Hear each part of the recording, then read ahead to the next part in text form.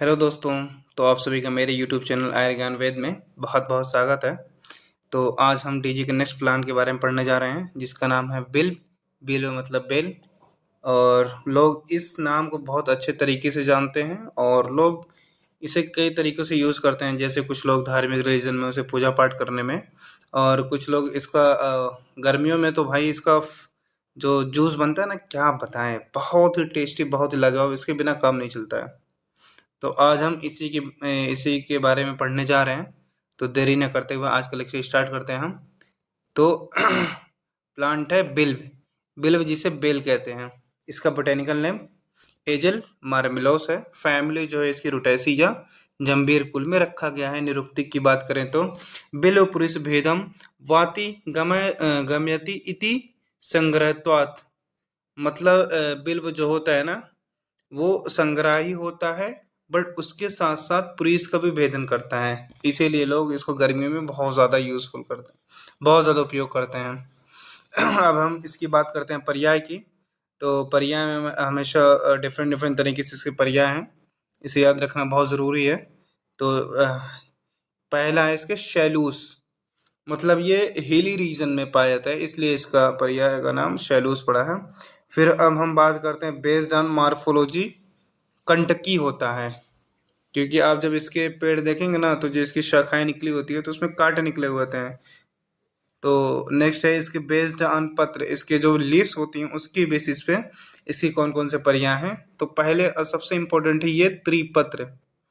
त्रिपत्र जैसे जब मतलब भगवान शिव की पूजा करने जाते हैं तो लोग बेल के पत्रों का यूज़ करते हैं जो 3 पत्ते का होता है। अगर उसमें 2 पत्ता रहता है तो उसको शायद यूज़ नहीं करते हैं। दूसरा है इसका गंधपत्र, क्योंकि उससे खुशबू आती है तो इसलिए इसका नाम गंधपत्र है।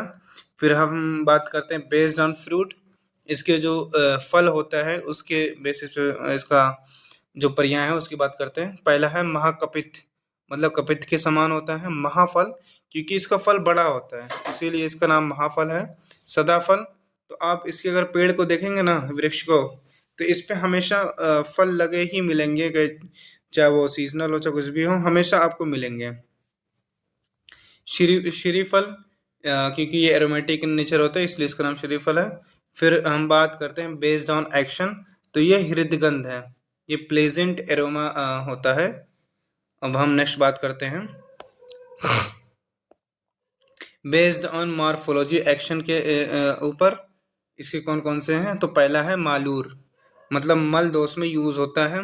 वातासार, मतलब जैसे 5 वात होती हैं, मतलब प्राण उदान समान व्यान अपान, तो उसकी अपान वात को मेंटेन करता है ये। एन गौहरितिका, मतलब clear the Costa in animals. अब हम रीजनल नेम की बात करें तो वुड एप्पल और या बेलपत्र, या फिर इसका नाम दूसरा है बेरल ट्री, और हिंदी में इसको बेल बोलते हैं।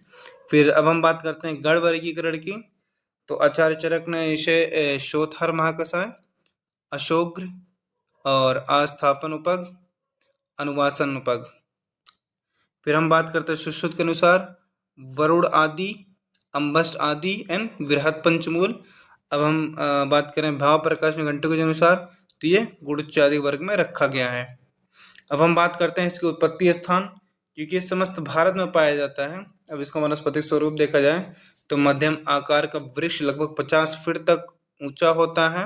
शाखाओं पर कांटे निकले होते हैं। पत्र जो होते हैं वो संयुक्त त्रिपत्र होते हैं और गंधयुक्त। उसे आप अगर उसे उठा के देखेंगे ना, उसको ऐसे पत्ती तोड़ के, तो उससे खुशबू आती है, इसलिए इसका गंधयुक्त होता है। पुष्प जो होते हैं वो हरिताभ श्वेत होता है और सुगंधित मंजरियों में नए पल्लवों के उद्गम के समय निकलते हैं। फिर हम फल की बात करें तो 2 से 4 इंच व्यास के गोलाकार हरित पीताम, भीतरी भाग में 9 से 15 खंडयुक्त बने होते हैं। ऐसे भाग बने होते हैं 9 से कम से कम, 9 से ज़्यादा और 15 के से कम ही बने होते हैं। फिर हम बात करते हैं फल मज्जा, जो इसके अंदर का होता है वो पीतवड़, मधुर एवं सुगंधित होता है। मज्जा को बिल्व पेशिका, बिल्व करकटी और सूखी मज्जा को बिल सोट या बेलगिरी कहते हैं। हम बात करें इसके टाइप्स की, कि इसके कौन कौन से भेद हैं। तो ये दो प्रकार के होते हैं। पहला है वन, जिसका फल छोटा होता है, फिर दूसरा है ग्राम, जिसका फल बड़ा होता है। अब हम बात करते हैं इसके प्रयोजक अंक की, कि इसमें कौन सा भाग यूज होता है। मेनली इसका फल। फल मतलब देखो ये नहीं होता है कि जिसका जूस बनता है, वो तो पक्व फल होता है। जैसे एक अपक्व फल होता है, एक पक्व फल होता है। तो हम इसका औषधि में अपक्व फल का यूज करते हैं, जो कच्चा होता है, अनराइप होता है, और उसके पत्र का यूज करते हैं और उसके मूल का यूज करते हैं। हम बात करते हैं इसकी केमिकल कंस्टिट्यूएंट की। तो पहला है इसके रूट में कौन कौन से, जो इसकी जड़ होती है, इसमें कौन से केमिकल्स पाए जाते हैं। तो वो मार्मेलोसिन पहला है, और दूसरा मार्मिन है, और तीसरा टैनिक है, टैनिक एसिड। अपक्व फल की बात करें, मार्मेलिन एंड एजिलिन। अब हम पत्र की बात करें तो उसमें रूटिन और मार्मेसिनिन ये पाए जाते हैं। अब हम रस पंचक की बात करें तो इसका जो ट्रिक है वो 632 है। आप इसको याद कर लो, या इसको लिखने में बहुत ही आसानी होता है। तो पहले हम रस देखें, कटु तिक्त कषाय, मतलब तिक्त कषाय है। यह 632 या 532, दोनों में से आपको जो आसान लगे वो याद कर सकते हैं। फिर हम बात करते हैं इसका जो गुण होता है वो लघु स्निग्ध होता है, विपाक जो होता है वो कटु होता है, और इसका वीर जो होता है वो ऊष्ण होता है। इसी के बेसिस पे इसका 532 या 632, आपको जो सही लगे, आप तिक्त कषाय में से जो भी याद करना चाहें। हम बात करते हैं इसके दोष कर्म। तो ये कफ वात शामक होता है। कर्म जो होते हैं इसके, मूल के हिसाब से अगर उसकी जड़ देखा जाए तो वो शोथर होती है, छर्दिग्न होती है, और शूलग्न होता है।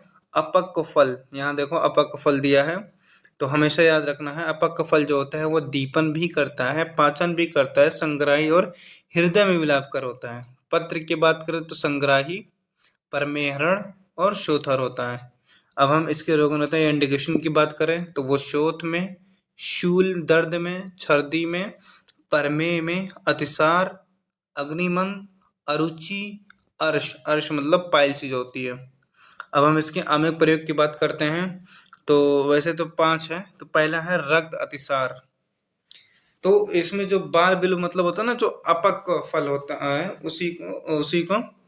उसी का फल और उसमें गुड़ मधु तेल मिलाकर देते हैं। फिर छर्दी की बात करें तो बिल्व और नागर मतलब अदरक को मिलाकर इसका कषाय बनाते हैं। थर्ड में इसकी बात करें तो अर्श की, जिसमें पाइल्स बोलते हैं, अगा विथ बिल्व कवात। फिर बाल रोग, बाल रोग में देखा जाए तो अपक, बिलफल, एला, शर्करा और लाजा, या उसको बोलते हैं पोहा। मेद रोग की बात करें तो कषाय ऑफ बृहत पंचमूल। हम बात करते हैं इसकी मात्रा की, कि कितनी मात्रा ली जाती है। तो चूड़ की वैसे तो 3 से 6 ग्राम है, बट यहाँ पे अगर एक नॉर्मली देखा जाए तो 3 से 6 होती है, बट इसका यहाँ पे 1 से 2 ग्राम है। जबकि पत्र का देखा जाए तो 10 से 20 ग्राम। विशिष्ट योग की बात करें तो बिलवादी अवलय, बिलवादी गुटिका, बिलवादी तैला, बिलवादी क्वाथ एंड बिलवादी घृत। और इसकी एक सबसे एक इम्पोर्टेंट बात ये रहेगी कि जो बात ये है कि जो सबसे इम्पोर्टेंट ये है कि जो फल होते हैं ना, तो मैंने पहले बताया था ना, एक पक्व फल एक अपक्व फल, तो उसकी बेसिस पे एक इम्पोर्टेंट नोट्स है। तो जैसे ये होता है ना कि जो बिल्व फल होता है, वो अगर उसको कट अनराइप वाला है तो उसका हम औषधि में प्रयोग करते हैं। और अगर अर्ध पका, मतलब अगर आधा पका हुआ है और आधा कच्चा है, तो उसका यूज़ करते हैं हम मुरब्बा बनाने में। और तीसरा जो है, अगर वो पक्व फल है तो हम उसका शरबत बनाने में उपयोग करते हैं। अगर हम बात करें तो इसका जो अगर सोरस निकालना है पत्रों से, तो उसे सोरस पुटपाक, आप ये एक प्रोसेस होती है जो कि आप भैंसज में चौथे चैप्टर में आपको मिल जाएगा, तो आप वहाँ से पुटपाक विधि देख लेना। तो आज के लेक्चर में इतना ही फ़िलहाल। तो मैं आशा करता हूँ कि आप सभी लोगों को समझ में आया होगा। अगर आपको कोई भी दिक्कत परेशानी या कुछ समझ में नहीं आता है तो आप नीचे सीधे कमेंट में पूछ सकते हैं, या इंस्टाग्राम पे डीएम कर सकते हैं। और अगर आपको इन सभी जो भी मैंने आज तक इतने लेक्चर लिए हैं, अगर आपको इनकी पीडीएफ चाहिए तो नीचे दिए गए टेलीग्राम चैनल को फॉलो करें, जाके ज्वाइन करें। वहाँ आपको सारे PDF मिल जाएंगे। ओके, ठीक है, फिर आप लोग अच्छे से पढ़ाई करते रहो, आपको सारे प्लान्स की वीडियोस और उसके नोट्स प्रोवाइड कर दिए जाएंगे। ठीक है, फिर मिलते हैं नेक्स्ट वीडियो में, तब तक के लिए take care and keep it up.